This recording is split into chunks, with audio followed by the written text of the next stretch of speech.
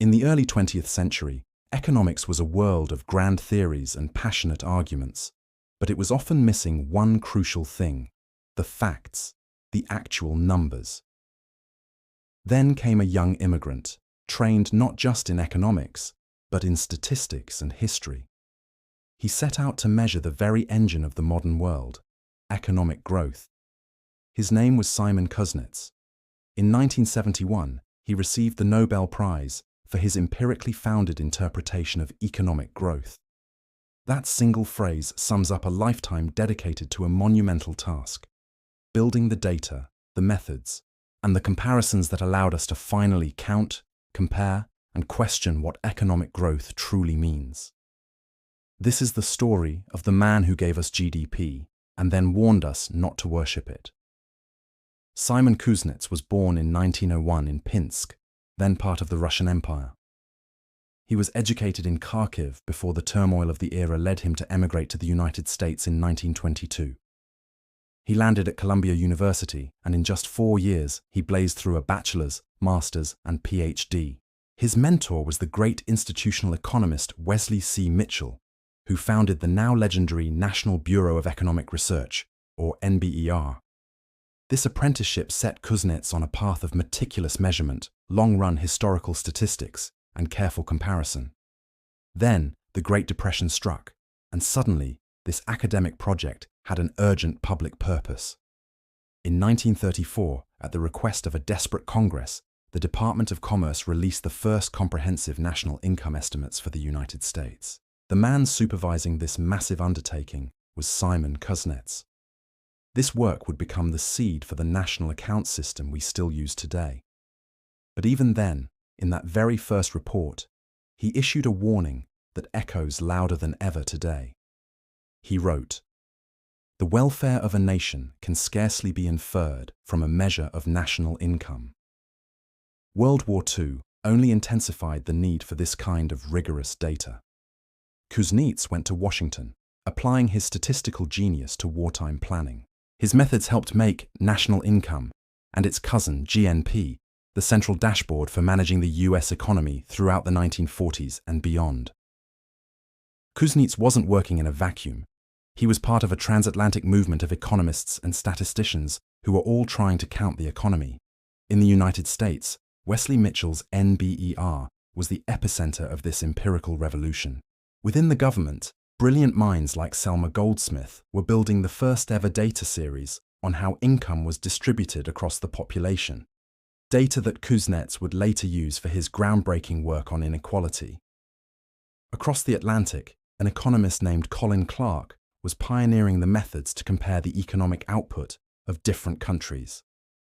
Together, this community of statistical builders elevated measurement from a nerdy back-office craft to front-page economics. Two key institutions emerged from this era. The NBER AS Conference on Research in Income and Wealth became a vital forum for hashing out the details. Internationally, these efforts eventually led to the global system of national accounts after the war. By the late 1940s, national income statistics, the very numbers Kuznets helped create, became the most cited and influential economic indicators in the world. So how did he do it? Kuznets' entire project rested on 3 powerful foundations. First, he started with the concept. What exactly is national income? In his reports from the 1930s, he built his estimates from the ground up, industry by industry, and he was obsessed with the caveats. He constantly reminded people that income distribution matters, that production has hidden costs like pollution, and that a huge chunk of valuable work like caregiving at home isn't captured in the numbers at all. This created a tension that still exists today. We have an accounting system built to measure production and spending, but we have a public tendency to treat its main number, GDP, as a scorecard for well-being. The second foundation was time. In his 1930 book, Secular Movements in Production and Prices, Kuznets looked for long swings, economic waves lasting for decades, distinct from the short-term business cycles that obsessed other economists. This taught him to separate the cyclical noise from the deep structural shifts that truly define economic growth. The third foundation was comparability. His 1946 masterpiece, National Product since 1869 May, created the first ever consistent, long-run data series for the US economy, tracking output, capital investment, and the shift from agriculture to industry over decades. This data became the bedrock for all post-war macroeconomics, and running through all of it was a fierce debate. How should we account for the government? The Commerce Department decided to count all government spending as a final product.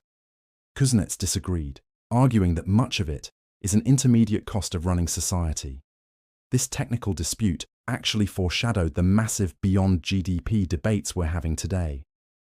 Let's look at some of his key ideas, which were always grounded in historical context. His 1930 book, Secular Movements, identified these multi-decade swings tied to big forces like demographic shifts and major construction booms. His 1934 report, National Income, 1929-1932 WAG, wasn't just the first modern report card on the US economy. Its famous welfare warning made him the authoritative ancestor for every future critic of GDP. National Product, since 1869, published in 1946, provided the quantitative canvas for two generations of economists studying growth. In 1952, he published a paper showing that over long periods, the share of income that a mature economy invests tends to be remarkably stable. But his most famous and controversial idea came in 1955. In a presidential address, he proposed what became known as the Kuznets Curve. It was a hypothesis, an inverted U relationship between growth and inequality. He suggested that as a country begins to industrialize, inequality rises.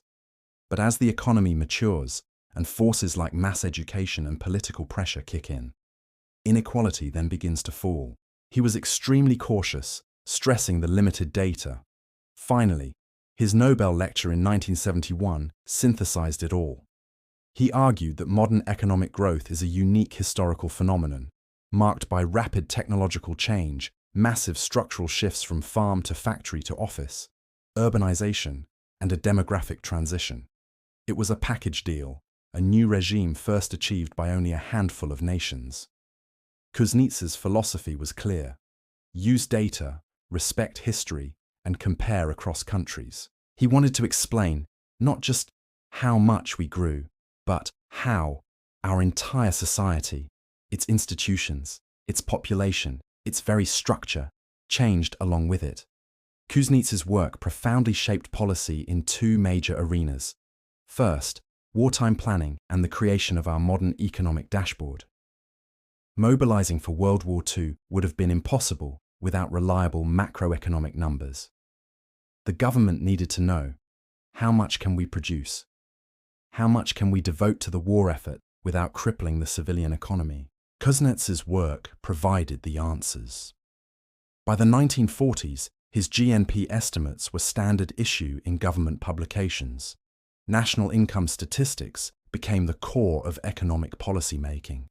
Now, the government didn't adopt all of his preferences. They went with the simpler method of counting government spending, for example. But the fundamental architecture and the people he trained made the entire system possible. The second arena was the debate over distribution and development. His 1955 address on the Kuznets Curve launched decades of research into the relationship between growth and inequality. It became a central question in development economics. Later, as new data became available, especially from administrative tax files, the picture grew more complicated. We saw that in many advanced economies, inequality began rising again in the 1980s, challenging the simple inverted U. But this didn't invalidate Kuznets. Instead, it re-energized the very questions he first asked. Economic growth for what and for whom? Of course, no great thinker escapes criticism, and Kuznets's ideas sparked intense debates that continue today. On the Kuznets Curve, scholars now argue that the original downward trend in inequality he observed might have been a unique feature of the mid-20th century, driven by world wars, strong unions, and high taxes. They've shown that with more data, inequality often rises again at high income levels. creating more of a U shape or a series of waves. The conclusion isn't that Kuznets was wrong, but that the relationship isn't a universal law. It's a historical pattern that depends heavily on a country's institutions, policies, and exposure to global shocks. On GDP and welfare, the criticisms are, ironically, Kuznets' own. The very warnings he issued in 1934 about distribution, non-market work, and environmental costs are now the central arguments of the Beyond GDP movement. Today, expert commissions and national statistical offices are developing dashboards of indicators to sit alongside GDP, measuring things like health, sustainability, and well-being. This isn't a rejection of Kuznets. It's the fulfillment of his original vision for a more prudent, holistic approach to measurement.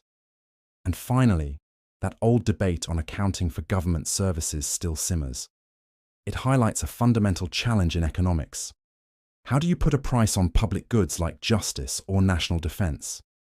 The path taken by official statistics and the path preferred by Kuznets represent two different answers to that question. A fault line that remains active in economic methodology. So, what is the legacy of Simon Kuznets? He helped transform economics from a discipline of abstract argument into an empirically grounded, historically aware science. He built the statistical tools that governments use to steer their economies, and at the very same moment, he warned us against mistaking those tools for measures of human happiness. He painted bold, testable pictures of the grand sweep of economic history, inviting others to challenge and improve upon his work.